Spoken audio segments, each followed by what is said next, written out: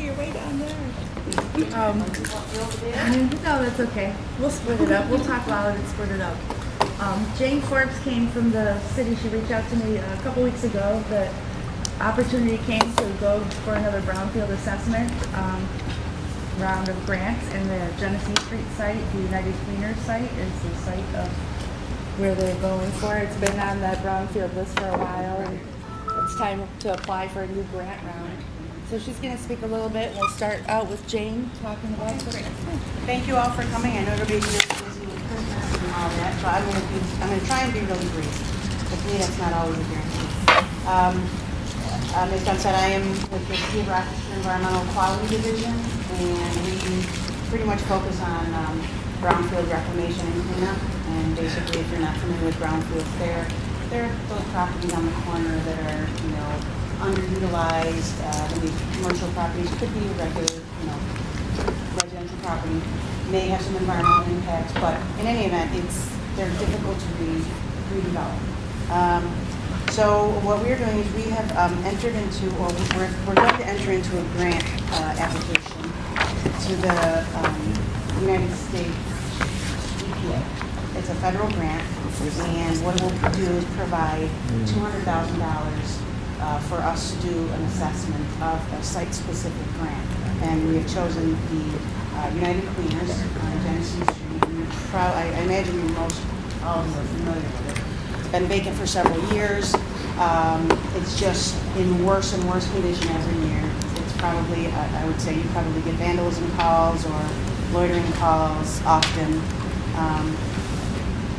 So I'm going to just briefly go through the site background, and this is a PowerPoint presentation, but you have these nice glosses, so if you'd like to keep up on those. A little bit of the site background. It's been developed since the 1930s, and it's had various commercial uses, including automobile sales and service, a showroom, repair. There was also a retail gas station on the corner where the Coin-Op Laundry is now. Let me step back. The actual address is 68 to 92 Genesee Street. It's actually two parcels, but it's owned by the same outfit, I would say. The United Dry Cleaners obviously was a dry cleaners, and the property has been partially abandoned, and that's the United Cleaners side of it's abandoned. The Coin-Op Laundry is still in operation, and the property is entirely tax delinquent, and it has been for several years. The city does not only own the property, but under a special order of our DEQ commissioner, we were able to gain access to the property to assess immediate environmental hazards that could cause problems of exposure to the neighborhood and sensitive populations. There's a lot of pictures in here because I think a lot of people might be curious about what's going on inside that building because nobody's been in it for so long. So you see the next slides would be that's the facade, and also this side, which is falling down. The stucco on the outside is falling down. The windows are all broken. There's pigeons and birds and other kinds of animals all running loose inside there. And again, there's the 92 Genesee Street. It's actually, owned and operated by Mark Demke, and he's conscientious, and he had approached me a couple years ago and asked the city what was going to happen with the building next door. Now, back in 2010, we thought about going for this grant, but we weren't positioned properly. Now we are. We've had multiple instances of vandalism and trespassing, the windows being broken. Like I said, in July, we gained access to a special city code, and we were able to go in there to perform a phase 1 environmental investigation, which basically gave us the ability to go in and evaluate asbestos, lead, whether there was petroleum storage tanks, what kind of chemicals were left in there, what kind of biological hazards were in there. We did a structural assessment of the building to make sure it was safe for people to go in there and actually do a cleanup. And that was actually funded through another EPA assessment program, which I'm also going to talk about briefly tonight. Like I said, We did a visual inspection of the interior for hazardous materials, waste containers, tanks, asbestos, mold, and the findings. There are at least 2 known petroleum storage tanks inside the building in the basement. The basement area is partially flooded, so we couldn't get at those tanks to determine if there's anything in it. If it's a chlorinated solvent that used to be used for dry cleaning, or if it's just petroleum that was powering the boilers that were in there. We found many, many containers of hazardous materials, dry cleaning solvents, paints, other chemicals. We found friable asbestos in pipe wrap, in the flooring materials, in the building materials. We found 5 different strains of toxic mold that are just growing rampant in the building. We also have a possibility of PCB oils in fluorescent light ballasts and hydraulic equipment like the elevators. There's a lot of animal poop in there. And when they closed up the doors, they just closed it up and left everybody's stuff in there. So everything that's in there now is contaminated with asbestos fibers and mold and biological waste from the animals. The next is just a bunch of slides where you can get an idea of what we're looking at. This first slide is shows you the control room, which is in the basement. To the right corner, that's just one of the tanks. You can't really tell because it's so dark in there, but there's about 2.5 feet of water that's included in there. There's this large boiler that was probably fueled with petroleum that came from these tanks. We did track the delivery line of product. Then we get our next lovely slides. These are the kinds of things we found in there. Many drums. Some of them have actually the skull and crossbone stickers on them, indicating to us that they're hazardous chemicals. Cleaning solvents, everyday stuff, paints, lubricants, spray paints, aerosols, all that stuff. You see this messy looking thing on the floor. That is, the greenish stuff is mold growing on the floor. All the white stuff is ceiling tile and insulation that's come off of either the walls or the ceiling. That's all asbestos contained. And that is all people's clothes that were left there when they closed the door. Like 1930s. Well, no, but they closed the doors. I think they closed it either 2007, 2009, when they just closed up and left. Up above, you see there's spray-on insulation. There's peeling paint, which could contain lead. And there's all kinds of mechanical equipment that could contain oils with PCBs. You see this brighter picture, that's the second floor. The reason it's so light is because the skylights are all broken and it's just exposed to the elements. And so you have this lovely carpet of green mold and algae or whatever going on. That is nicer. It looks like carpet, but it's not. It's all mold growing in the second floor. Can you identify the moss, Marion? It actually looks like a, Right. never mind. Moss, mold, any kind of. It's chlorophyll, so it's Right. Making food. it's not dying, so that's a good sign. Well, it's pretty tough then because it's competing with a lot of other nasties. It's probably remediating the site somewhat. This next one is just a picture of the elevator, so the hydraulic oils may be an issue as well. This final picture, you can see there's this dark line of material on the concrete floor, and that's just pigeon poop, and it's everywhere. It's pigeon poop. So it's all the windows are broken out. There's pigeons roosting everywhere. So it's a respiratory. I mean, it carries bacteria and fungus and spores and things like that are really harmful to sensitive populations. Children, people with asthma. And right next door, You are live. And right next door, there's the Department of Health office. Right next door to it. So you've got an already compromised population. One-stop shopping. Yeah. Over there and on next door. Right. So the grant, as I said, it provides $200,000 that would help us to develop a comprehensive scope to actually go in there and, we've identified issues, now we have to quantify that, and then we have to scope out the most appropriate way to remediate it and how to do it this site so that we can clean up these hazards. And then I imagine that this building is going to be demolished. Even though the building itself is structurally sound, the building materials and everything in it are so commingled with the hazards that it would cost more money to try and separate that than it would to just do a demolition and get rid of this. So what let's see, now we're going into the nitty gritty here. City's next step, I'm writing the application.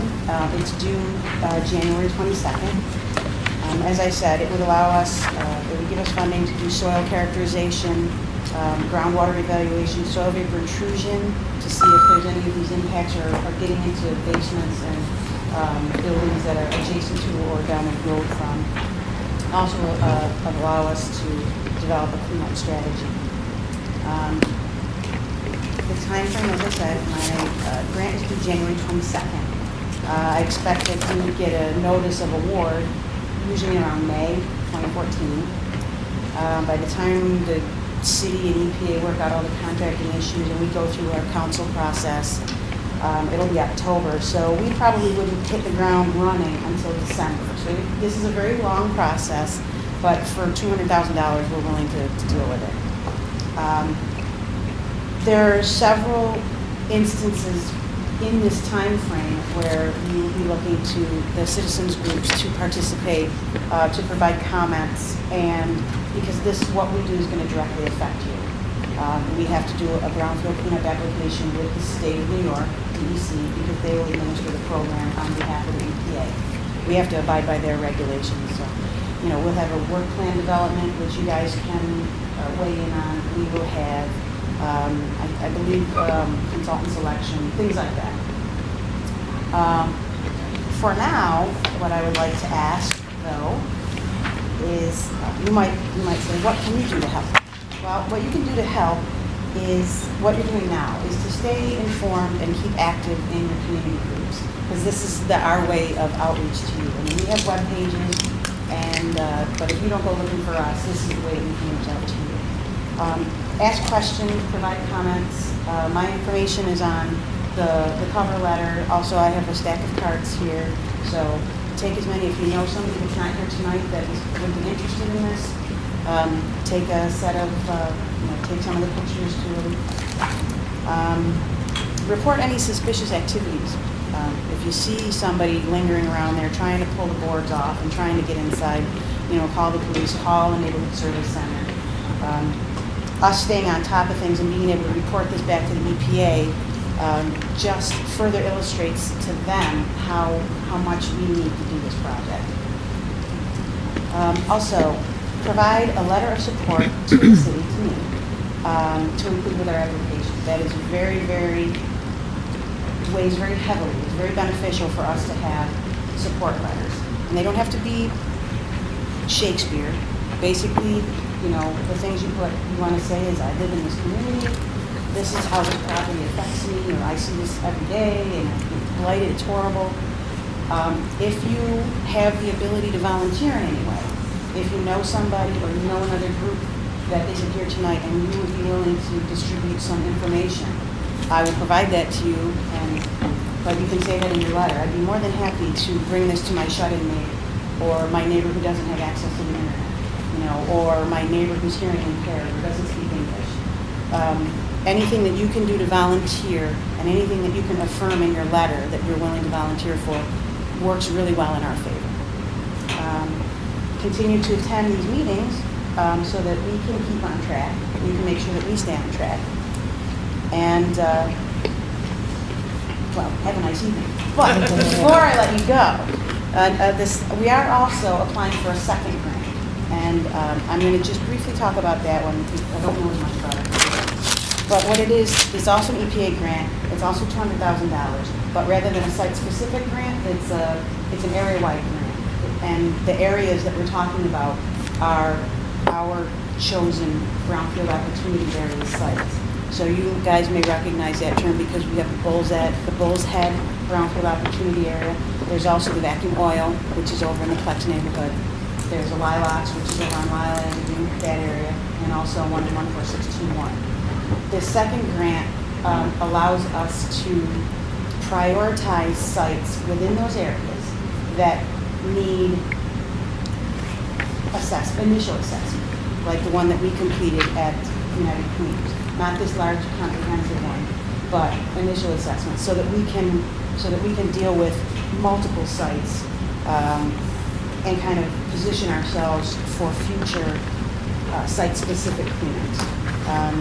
Quickly, we have a total acreage within these 4 BOAs of 1,867 acres. 425 of those acres are considered brownfield properties. We were able to, with our last grant, which we were awarded in 2007, we were able to look at 5 of them. So it gets eaten up quickly, but those are 5 sites that now we can, at some point, position to hopefully go for these. And it's a slow process. It's gratifying when it ends and you're finished, but we need your help to do that. So that, if you would also like to provide a second support letter, can be very similar. Mark Greger is administering that program. So I'm sure a lot of you know who Mark Greger is. You can feel free to talk to him or look at, go to the webpage and grab his cards. Are there specific names for this second project you're looking The for? second project is, it's EPA community-wide assessment grant. It's a community-wide brownfield assessment grant. Specifically, they have 2 different tracks. You can either go strictly petroleum or you can go hazardous materials. With the hazardous materials, you can do hazardous materials and commingled petroleum. So that's the track that we're going on. It's harder for us to find just petroleum sites because there's usually something else involved. So community-wide assessment Brownfield grant. assessment grant. Brownfield assessment. And okay. the site-specific grant would be 68 to 92 Genesee Street. And that's our site-specific assessment grant. One thing we can do, the PowerPoint, this is on PowerPoint, we could put it up on location 19. Yeah, that would be The good. little blurb of what's going on in the informational letter. Okay. And I encourage you, I welcome you to tell, anybody that couldn't attend tonight, if you're gonna post that. There's a website, I've already put a website up, so if you go to the city's website, and you Get just to the type in link. 68 to 92 Genesee Street, the page will come up. It's not flashy or anything, but it'll give you the results, the full results of our assessment. It'll give you, a whole bunch of pictures and see and all that. And my information, so if you have any questions, just call me at any time. Email me. I'll be more than happy to chat with you in more detail. I don't want to beat this to death, so I know you guys have a lot to talk about and everybody wants to go Christmas shopping, so. We'll make sure we get this to Francis too for Swan, because it's directly in that area right next to high school and right near all that. This, just a question, $200,000 isn't very much. This is only going to be looking at, well, it's not going to be looking at groundwater. No, it will be. It will be? Well, our intention is, I think the way that this is going to play out is, I think we've already got enough information that we can leverage some city money, and I believe that the building's going to come down. Once the building comes down, then that clears the way, and we can do some comprehensive groundwater study. With the portion that's on 92 on the corner there, that used to be a service station. We have evidence, we have documents that say there used to be 2 tanks there, but we don't have any documents that say they were ever taken out. So we don't know if there's petroleum tanks still on the ground. We don't know if there were ever chlorinated tanks at the. So it will be mostly probably. I wish this was really on. It will be primarily groundwater and soil vapor and things like that after we get the building down. After you get the building out of the way, yeah. Because it's just in the way. There's always hiccups. These things are never textbook. So. Where's Mike Rowe when you need him? Dirty Really, job. yeah. He's too cute to drag into that. I don't want to drag him in here. So, No, it's great, it's moving forward. yeah, I will be in the office right through to the grant submission date. I won't be taking any vacation, so I'll be available. Please feel free to call me, email me, if you're in City Hall. So I thank you for your time, and I hope y'all have a good holiday. Thank you, you too, thank you very much. Thank you.